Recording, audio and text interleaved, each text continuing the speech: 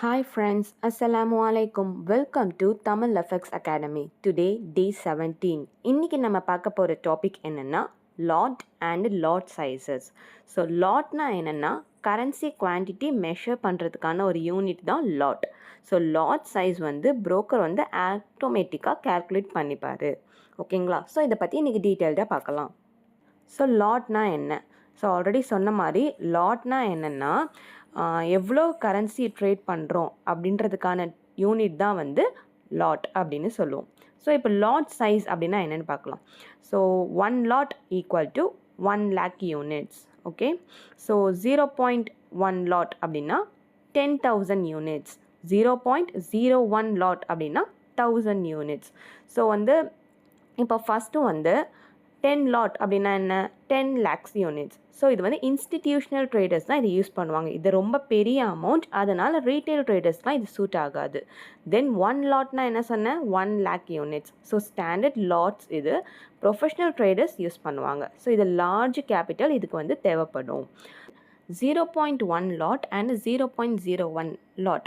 So 0.1 லாட்னா என்ன சொன்னால் already 10,000 units. So இது வந்து மினி லாட் அப்படின்னு சொல்லுவாங்க. ஸோ 0.01 லாட்னா என்ன? 1000 யூனிட்ஸ். இது மைக்ரோ லாட் அப்படின்னு சொல்லுவாங்க. ஸோ பிகினர்ஸ்க்கு வந்து 0.01 லாட் தான் recommended.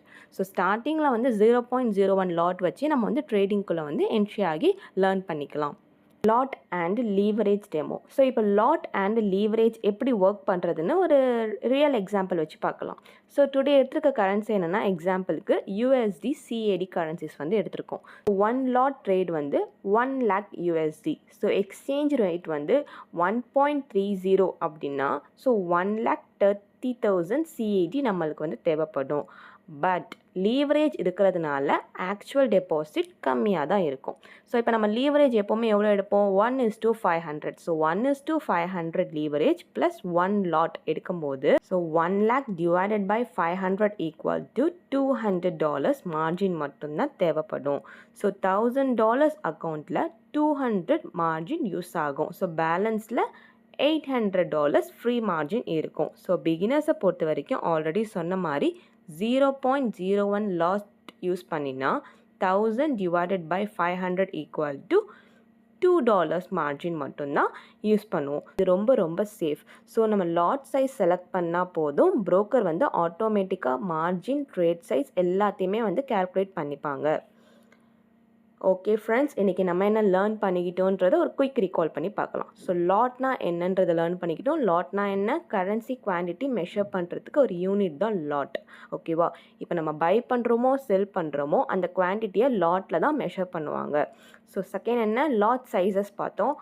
1 லாட்னா 1 lakh units, 10 லாட்னா 10 lakh units, அந்த மாதிரி லாட் சைஸஸ் பார்த்தோம். ஸோ பிகினர்ஸை பொறுத்த வரைக்கும் 0.01 லாட், அதாவது $1,000 தான் நம்ம வந்து ட்ரேடிங் வந்து ஸ்டார்ட் பண்ணணும். ப்ரோக்கர்ஸ் பொறுத்த வரைக்கும் ஆட்டோமேட்டிக்காக வந்து கேல்குலேட் பண்ணிப்பாங்க. இந்த லாட் சைஸ் நம்ம வந்து செலக்ட் பண்ணால் மட்டும் போதும், ப்ரோக்கர் மார்ஜின் எவ்வளோ, சைஸ் எல்லாமே வந்து ஆட்டோமேட்டிக்காக வந்து கேல்குலேட் பண்ணிப்பாங்க.